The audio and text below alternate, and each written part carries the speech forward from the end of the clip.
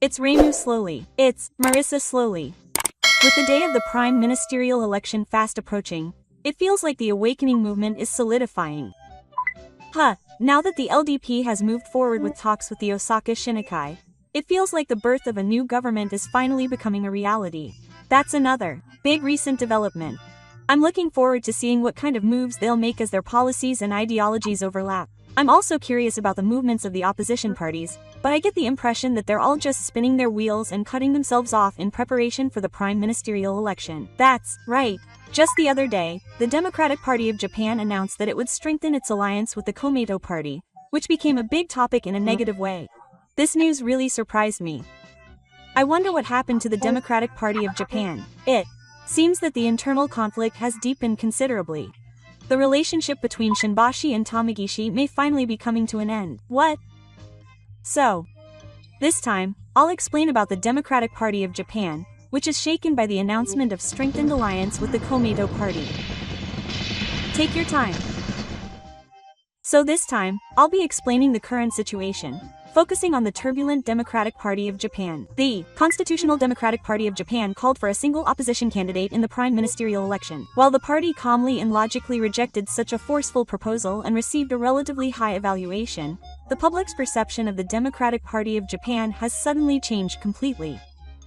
Oh, and the trigger for this, as you all know, was the announcement of a partnership with the Komeito Party.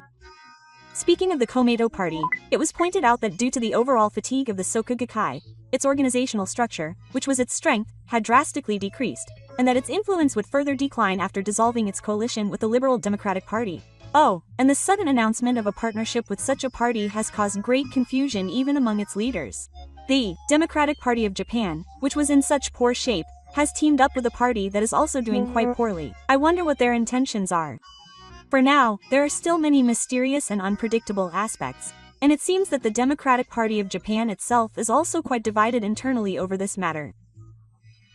For example, what was recently talked about was the scene after the press conference that the Democratic Party of Japan leader Tamaichiro held with the Komeito Party. Was there some kind of dispute between party members? That's almost correct. Immediately after the press conference, the Democratic Party of Japan Secretary General Shinma called out to Yoshigishi, who seemed about to lose his temper, and took him to another room. I thought, isn't he just trying to act like he's losing his temper again? But when I watched the actual footage, that's exactly what happened. Oh, and by the way, during the press conference, Shinbashi's expression also seemed to be suppressing his anger towards Tamaki. Does that mean these two have violently conflicting opinions? Up until now, Shinbashi City has advised Tamagishi during press conferences and other events when speaking to the media, saying things like, even if the Constitutional Democratic Party, the People's Democratic Party, the Japan Innovation Party, and Komeito come together, they won't have a majority in the House of Councilors, so such an unstable government will collapse soon. But it seems that all those efforts have been for nothing. Mr. Tamagishi may have been flustered by being outdone by the Osaka Restoration Party. That certainly seems possible. The LDP and the Osaka Restoration Party had directly confirmed similarities in their policies through ghost stories, and had suddenly closed the gap, so they felt they had to act quickly. There was definitely an element of that thinking. But the other party was the Komeito Party. Even from an unbiased perspective, I wonder if the Democratic Party of Japan's choice would be a handshake. Unfortunately, that's what will happen. First, as I mentioned earlier, the Democratic Party of Japan was outdone by the Osaka Restoration Party. That's certainly true, but it's not like the Democratic Party of Japan was pushed to its limit. They had many other options, but they acted in a hurry. Yes, it can be said that the Democratic Party of Japan's choice was the wrong one, considering that they were too conscious of this urgency and speed. And they chose the Komeito Party. That, of course, is also a point. Even if we just look at the series of events surrounding this prime ministerial election, the Komeito Party clearly has a bad impression. So the fact that the Democratic Party for the People has now teamed up with Komeito at this time is also not a positive move. That's right. How will this be received by the independents and the party's executives? There has been a series of criticisms that Tamaki should have thought more. This choice is likely to be quite a painful one for the Democratic Party for the People, its leaders, and Shinbashi. Oh. There's already a growing trend in the media to bash Representative Tamaki among other political topics. Once the wind has turned against him, it will be difficult to turn it back. Isn't it related to the fact that Tamaki was suddenly criticized for choosing a candidate for this year's House of Councillors election who was involved in scandals and had a questionable political career? Many people must have said, "Oh, he's apologizing for his choices on the spur of the moment again," and this second failure has probably caused many of his followers to give up and think that there is no point in expecting anything from Tamaki. That's probably why the media is continuing to criticize him. I see, but I think the one who is most shocked is Shimbashi, who has been supporting him from the sidelines. That's for sure. Although it is still unlikely, there is a possibility that Hitaki Shimbashi will replace Hitaki Shimbashi as party leader and merge with the LDP. There are even rumors of such a thing. The Kokumin Minshudo has gone in the wrong direction to the point where such forceful action is necessary. Even Shimbashi could not have predicted that it would turn into the biggest crisis since they were steadily moving towards a chance before the prime ministerial election. Oh, the Kokumin Minshudo itself has taken the worst possible choice, and the fierce internal conflict between Mr. Tama and Mr. Shimbashi will continue to be a concern. What is the right direction for Japan?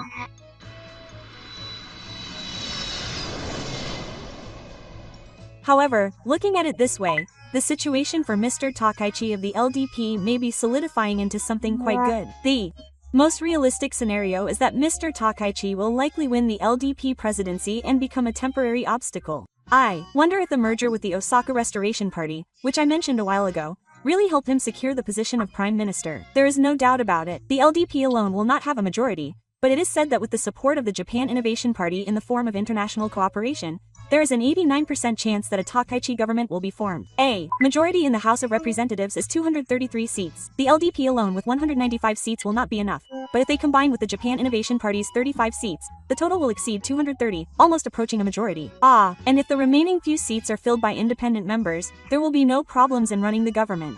It seems that the foundation of the Takaichi government is solidifying.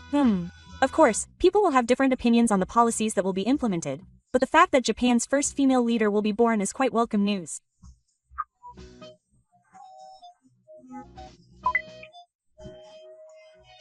Oh, and at the moment, Japan is one of the few G7 countries that still does not have a female leader. That's right, the United States and Japan are the only countries that have not yet produced a female leader. Of course, it's not like any woman will do, but if the Takaichi government is born, it will be internationally recognized as Japan finally catching up. On the other hand, if America had done it first, Japan would have been said to be behind.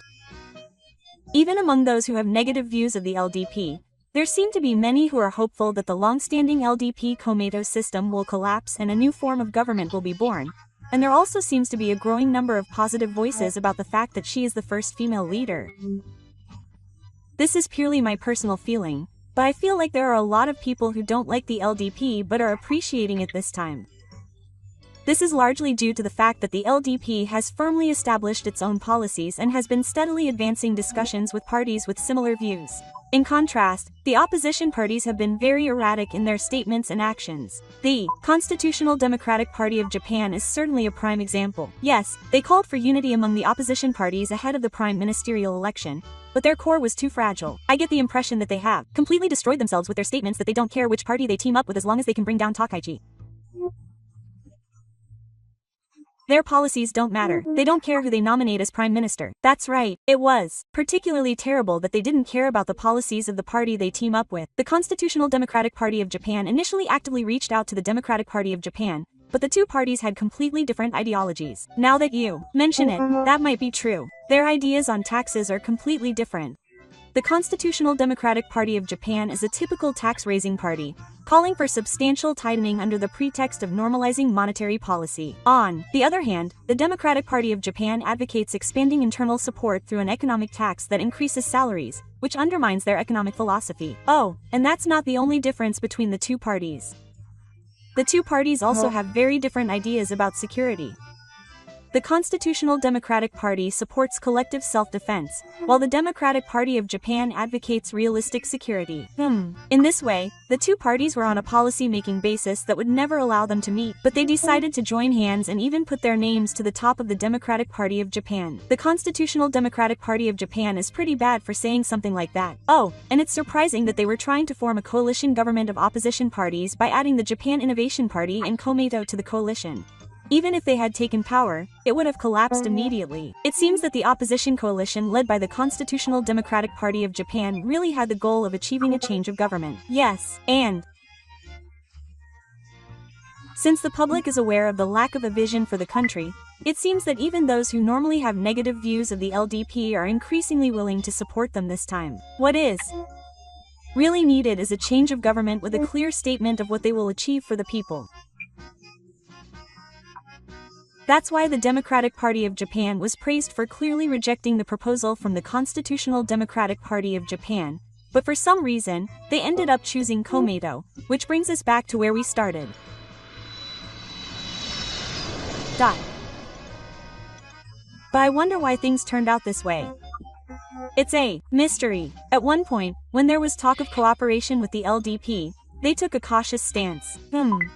Were Mr. Tamagishi and Shimbashi City working well together at that time? Yes, it seems that while Mr. Tamagishi showed a certain degree of support for the LDP, Shimbashi was firmly applying the brakes behind the scenes. And this decision was also said to be extremely correct. Well, for the leaders of the Democratic Party of Japan, which has been garnering a certain amount of expectations as an alternative to the LDP, suddenly teaming up with the LDP would not be a welcome move. But considering the current political situation, it's not like there are no benefits to cooperation at all.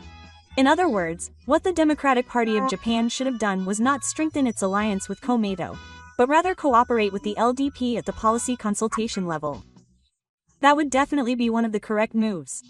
For example, it would have been rational to cooperate individually on policies that directly affect people's lives, such as the income barrier issue or the provisional gasoline tax rate, so they would have limited their cooperation to individual issues and not joined the government. This may have been the move that the Democratic Party of Japan wanted. Ultimately, I think the Democratic Party of Japan needed to play a neutral role. It would have been something like distancing themselves from both the LDP and the Constitutional Democratic Party of Japan and appealing to the people with their own policies. And yet they hastily teamed up with another party, and the party they chose was Komeito. The more you look at it in detail, the more it seems that the Democratic Party of Japan's choice this time was truly a bad one. But on the other hand, the Liberal Democratic Party is being criticized for its low voter turnout, so much so that it is said to be not so bad. We should continue to pay attention to the future of the Democratic Party for the People, which has teamed up with Komeito, and their respective movements. That's all for the explanation. Was it easy to understand? So, if you enjoyed this video, please subscribe to the channel. Come back again and relax.